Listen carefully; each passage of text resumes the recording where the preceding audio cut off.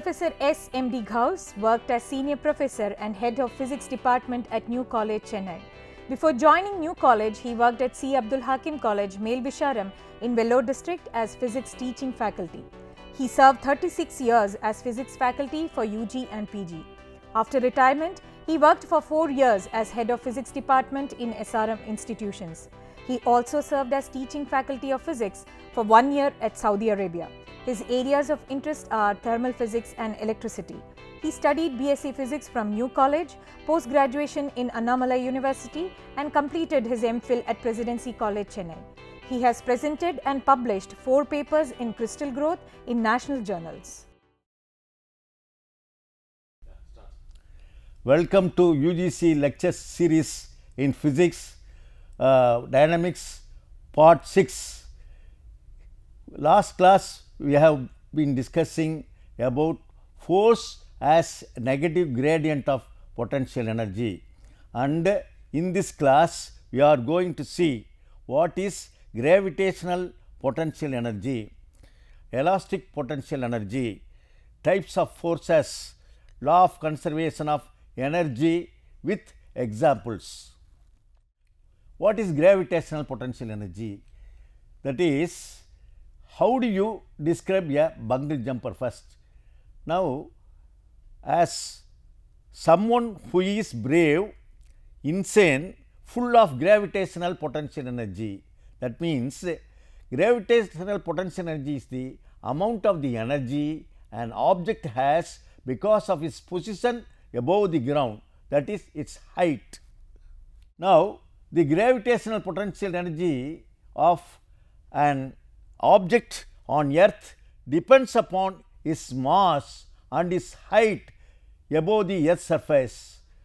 When a bungee jumper starts to fall, he starts to lose gravitational potential energy. As the elastic cord pulls the bungee jumper back up, he gains gravitational potential energy. How is this gravitational potential energy calculated?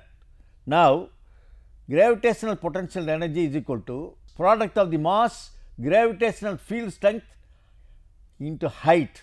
Mass is measured in kilograms, kg. Gravitational field strength is that is measured in newtons per kilogram, usually taken as 10 newtons per kilogram on earth. Height is measured in meters. So, gravitational potential energy is measured in joules. Now, I am going to tell you one example, that is that will give you how the gravitational potential energy is calculated. An eagle with a mass of 2 kilogram flies at a height of 200 meter above the ground. How much gravitational potential energy does the eagle have?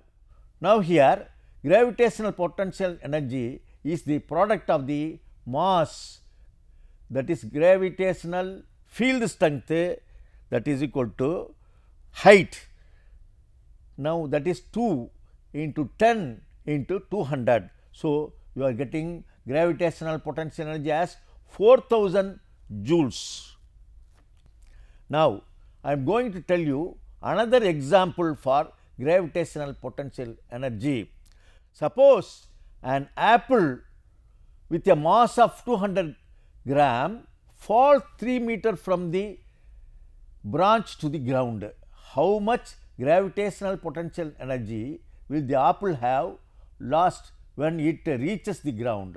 Now, gravitational potential energy loss when it falls from the height to ground, that is Gp lost is equal to mass, product of mass, gravitational field strength into change in height, that is 0.2 into 10 into 3. So, you are getting as 6 J, that is the gravitational potential energy.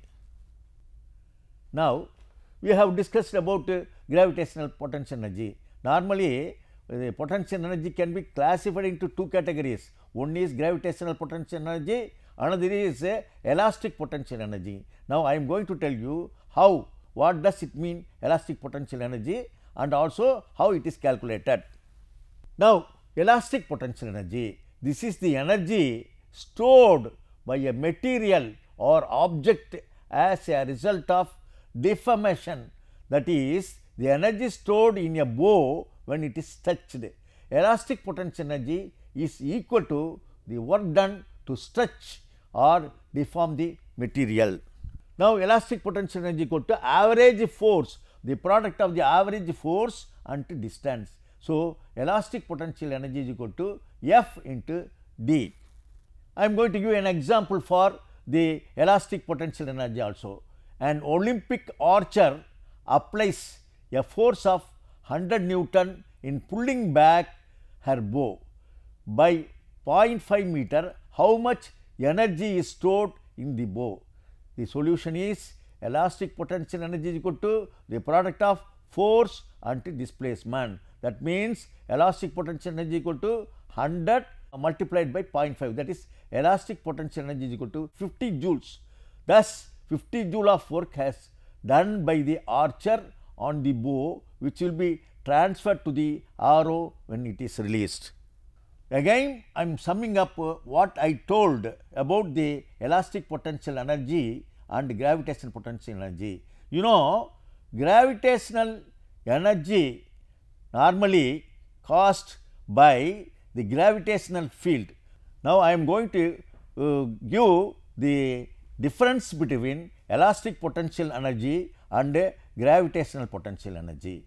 Now, here when the gravitational energy is caused because of the association of the potential energy with the gravitational field. When an object is falling in a gravitational field, normally the gravitational field acts on the body. So, you are getting a positive output because of the gravitational force, but when it falls down, its potential energy decreases. So, the gravitational potential energy is due to the product of the mass and height and acceleration due to gravity. So, it is represented by the letter U is equal to mgh. So, m is in kilogram, g acceleration due to gravity is due to meters per second square and h is meter. So, the gravitational potential energy U is expressed in joules. Then what is elastic potential energy? Now, elastic potential energy is caused due to the force acting on some elastic bodies, just like a catapult, spring, etc. So, they are stretched because of the application of the elastic force. Sometimes they may be elongated, or sometimes they may be compressed. So, because of that work is done because of this force. So, this force tried to restore the body to its original shape. So, normally it is happening inside a electromagnetic force due to inside a atom or molecule. So, this is called the elastic force. Now, normally in a case of spring, when a spring is elongated, it obeys Hooke's law. In Hooke's law says F is proportional to x, or F is equal to minus kx, where k is equal to spring constant, x is the displacement.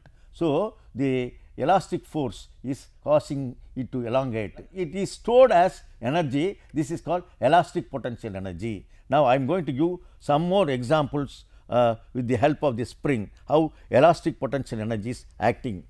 Now, here in this figure, you see elastic potential energy, it is in the equilibrium position. So, the wooden block is at rest, x is equal to 0, it is equilibrium position. Then in the second position, the spring is stretched. So, it is stretched means here original position x1, it is at x1, and when it is stretched, it goes a displacement s. So, that is m, it has come to position x2. So, spring force acts in the opposite direction. So, that is the second case. Then the spring is compressed. So, when the spring relaxes it does positive work on the block. So, first position is x1, when it is compressed it has come to the position x2, the force spring force is acting the opposite direction. Then last position, spring is compressed, then here first position is x1, then second position is x2, spring is compressed, positive work on the block. Block moves from one position x1 to another position x2. So, how much work does the elastic spring force do in the block? We are going to see it in the next slide. Now, elastic potential energy, work done on a spring to move one end from elongation x1 to a different elongation is x2. When we stretch the spring, we do positive work on the spring. When we relax the spring, work done on the spring is negative. So, W is equal to of kx2 square minus of kx1 square. Then work done by the spring is equal to, from N3L, quantities of work are negatives of each other, thus work W elastic done by the spring is equal to W elasticity is equal to of kx1 square minus of kx2 square.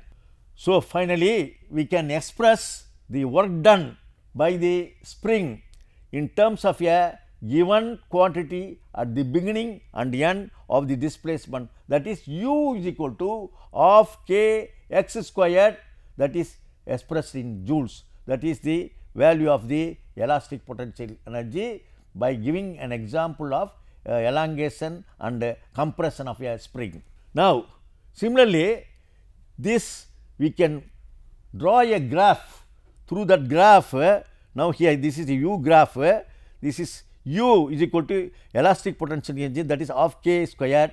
Now, the graph of the elastic potential energy for ideal spring is a parabola. So, here this is limits x is 0 is greater than x, that is compressed. Here x is greater than 0. So, the two limits are shown by way of parabola shown in a graph. The graph of the elastic potential energy for ideal spring is a parabola. For extension of spring, x is 0, x is greater than 0. For compression, x is less than 0. Elastic potential energy U is never negative. In terms of the change of potential energy, W elastic energy is equal to U1 minus U2 delta U, that is of k x1 squared minus of k x2 squared. So, the elastic potential energy WL is equal to U1 minus U2, that is minus delta U, that is equal to of k x1 squared minus of k x2 squared. When stretched spring is greater, W elasticity is negative and U increases, greater amount of elastic potential energy stored in the spring. When the stretched spring relaxes, x decreases, W elasticity is positive and U decreases. Spring loses its elastic potential energy. More spring compressed or stretched, greater is elastic potential energy. Now, energy diagrams. In situations where a particle moves in one dimension only under the influence of a single conservative force, it is very useful to study the graph of the potential energy as a function of position u x. Now, from this I am going to tell you one important thing, that is law of conservation of mechanical energy. Now, here if you take a conservative force, now before telling what is a conservative force, I told you in the beginning itself the type of forces. Forces can be classified into two types. One is conservative force, another is non-conservative force. So, what is a conservative force? When a particle moves from one point, say A to B, then the work done is called conservative force. This depends upon it is not at all depending upon the path in which it travels. It only depends upon the initial position and final position. So, in this case I can say spring force and the gravitational force, these are all conservative force. Then what is the another force? that force is called non-conservative force. What do you mean by non-conservative force? Suppose a particle move from one point to another point, it depends upon its path. So, the path determines the motion. Now, you take the case of frictional force and viscous force. These are all it is depending upon the path it will traveling. Now, in the first case conservative force, what happens? Conservative force F is depending upon is not at all depending upon the path. So, F is not at all depending upon, F is 0, I can say. Similarly, if this non-conservative force is concerned, it is depending upon force. So, F into dr is not equal to 0. So, that is the case with the non-conservative force. Now, I am going to tell you an important thing that is called law of conservation of energy. So,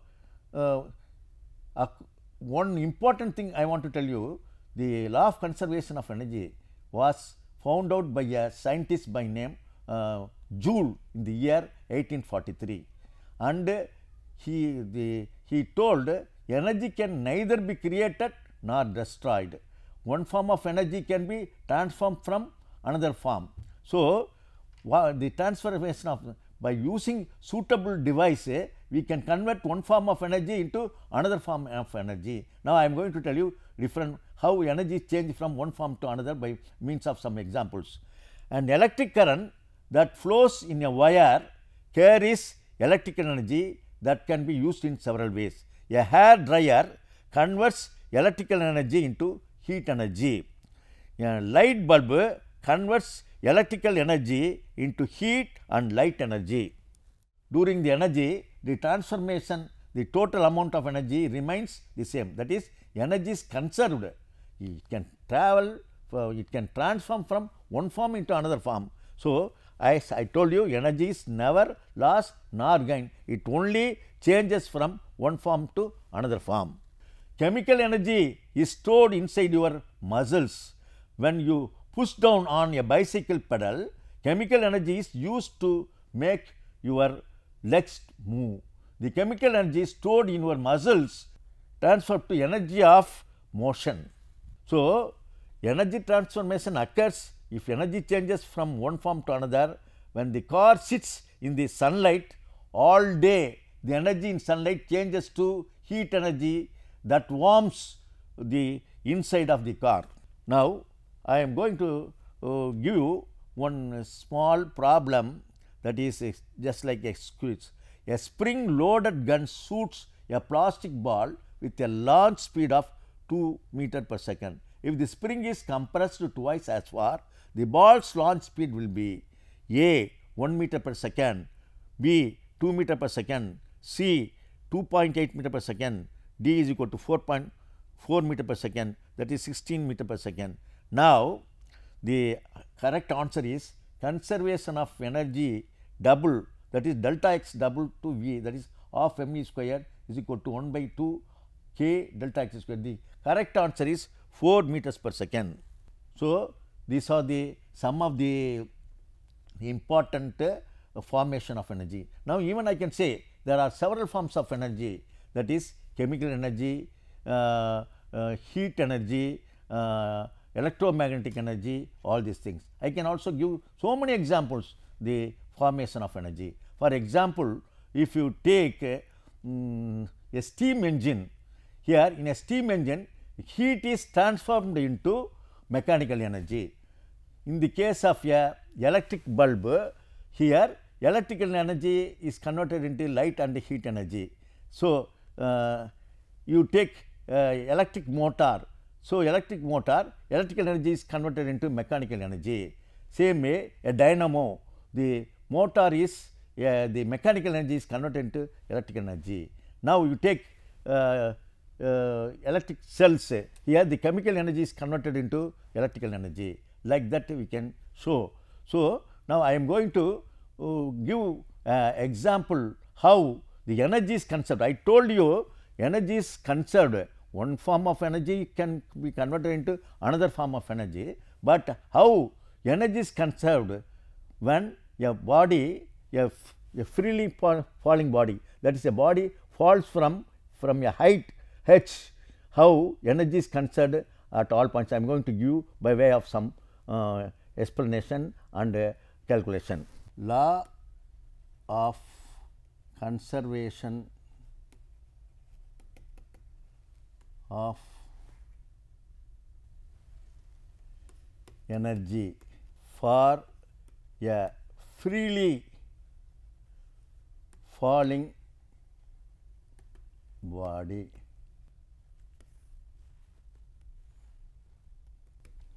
A, B, C, H, X. Let me say a stone freely falls from a point A which is at a height h from the ground, from A to B which is at a height h from the ground. B is ground here, this is ground. Height is h. Now, the distance, suppose when it falls from A to C which is at a distance x is there. Now, I am going to tell you how the conservation of energy is conserved.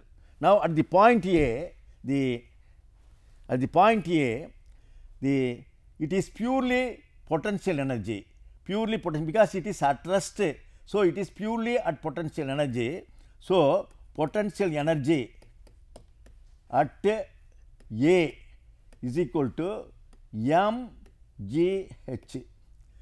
because it is at a height h from the ground. Now, kinetic energy at A is equal to 0. So, total energy at A is equal to mgh. Then, what is the total energy at B? Now, total energy at B, here at B,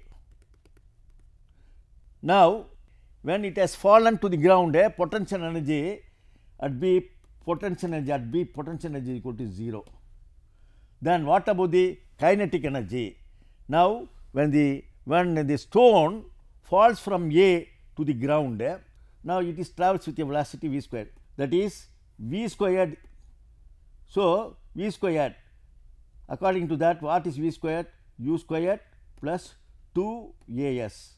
This is the third equations of motion. So, u initial velocity is 0. So, A is equal to acceleration due to gravity, that is 2g. So, s is equal to distance traveled is equal to h. So, v squared is equal to 2gh. So, what is the kinetic energy of mv squared? So, of mv squared, that is equal to of into 2gh of m into 2gh, that is 2 cancels. So, mgh. So, here at B, the total energy, kinetic energy plus potential energy. So, the potential energy is 0, kinetic energy mgh. So, mgh. Then third case, as I told you, A, B, C, total height is h. So, when it falls from A to C, the distance traveled is x. So, here kinetic energy at C, that is equal to, what is the distance travelled? Distance travelled v squared is equal to, that is 2gx, that is 2gx, because distance travelled is 2gx. So, what is kinetic energy of mv squared? Of mv squared, that is of into 2gx, 2 and 2 cancel. So, you are getting mgx. Then potential energy at C. Now, here you know, that is mg into H minus X potential energy. So, total energy is equal to mg x, that is kinetic energy, potential energy is equal to plus mg h minus x. So, finally, you are getting mgx minus mgx plus mgh. Mgx and mgx cancels, that is finally you are getting mgh only. Mgx and mg minus x cancels, you are getting mgh. So, total energy at C also mgh. So, total energy at A mgh, total energy B mgh, total energy at C also mgh. So, the energy is conserved, it is constant at all points. So, that proves law of conservation of energy. Now, in this lecture, I explained you what is gravitational force, what is gravitational and potential energy, and elastic energy. So, the difference between what the elastic energy and potential energy, and explained you the type of forces, conservative force and non-conservative force, and what is law of conservation of energy. I have given you so many examples on this also. Then I am going to use questions regarding this. Explain the gravitational potential energy with suitable examples. What do you mean by elastic potential energy? Differentiate between conservative and non-conservative force. Then final question is explain the law of conservation of energy with some suitable example. So, we have come to the end of this lecture. Thank you.